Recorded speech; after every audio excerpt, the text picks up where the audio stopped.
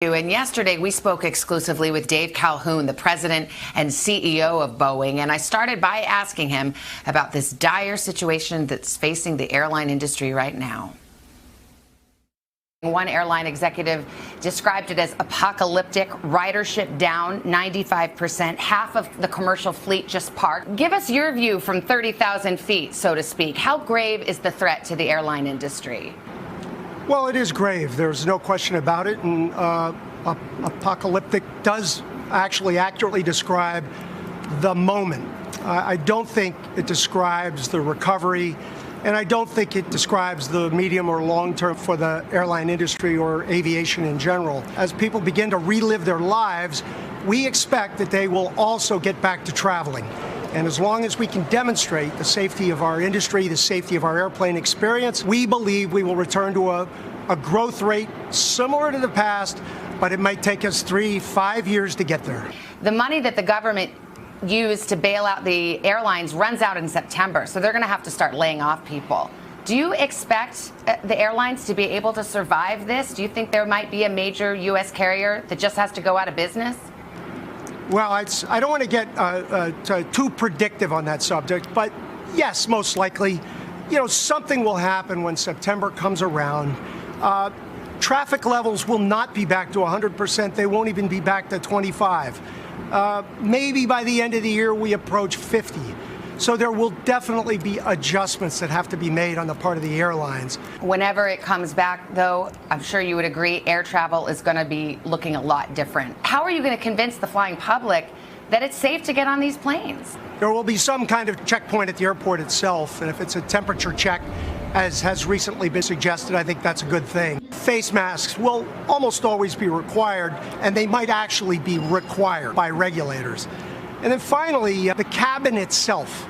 It's not public knowledge, but believe it or not, that cabin replaces its air every 2 to 3 minutes. It's a remarkable thing. The design of that system inside a cabin was designed to prevent transmission of exactly this kind of airborne carrier. By the time you layer those protections and you consider the responsible actions of the public themselves, I believe you do gradually get back to the same level of confidence that we've had before. Let's talk about Boeing. You've had to cut 10% of your workforce. When all is said and done, given this environment, do you think Boeing will have to slim down further? Will it be a smaller company? When the CARES Act was passed, we knew airlines would be in existence in September and thinking about their fleet planning.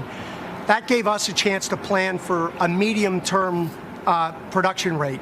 For us, that's roughly 3 years.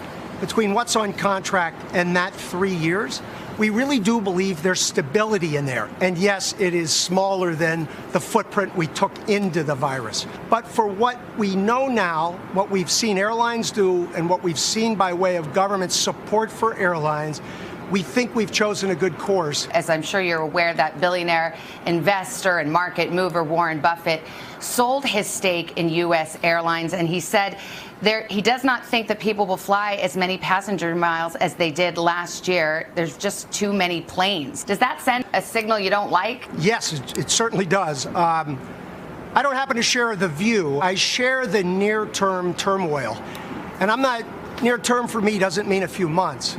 I believe it's 3 full years before we return to the traffic levels that we had just in 2019. And then probably another 2 before we begin to return to the growth rates that we used to have. And I'm hopeful that somewhere between here and there, there's a vaccine and that the moment of high anxiety begins to really subside. But I still believe in the future of the industry. Let's talk about the 737 MAX. Its problems are well known. 2 passenger jet crashes leading to hundreds of fatalities. Production on the MAX stopped. Is the plane going to be a hard sell, though, especially with airlines who are already hanging on to survive? Well, let me start by just reaffirming my own confidence and our company's confidence in the airplane itself and the safety of it. I will also, in remembrance of the 2 accidents, which were as real as can be, our heartfelt sorrows to everybody who was touched by those accidents. They will create significant changes inside Boeing. They already have. And those things we will use as deep incentives to improve safety every day, every week, every month for as long as we build, design, produce airplanes. I am confident in the MAX. The certification work, the FAA's work, has been as thorough as anything I've ever seen. We've worked every scenario we can possibly work into the testing programs, and it does exceedingly well. To be perfectly blunt about it, Boeing faced many problems before the pandemic hit. The crash of two 737 MAXs, problem with the 787 Dreamliners, the space capsule test flight late last year didn't go off as planned. I know you're the new CEO, but you were on the board for a decade. How do you diagnose the problem? In your mind, how did Boeing, this great American company, lose its way? We made a bad assumption with respect to the design envelope for that airplane at that moment in time under that condition. Our assumption about how a pilot would react in a very tense, difficult moment was wrong. Simple as that. But I do believe that has been fixed.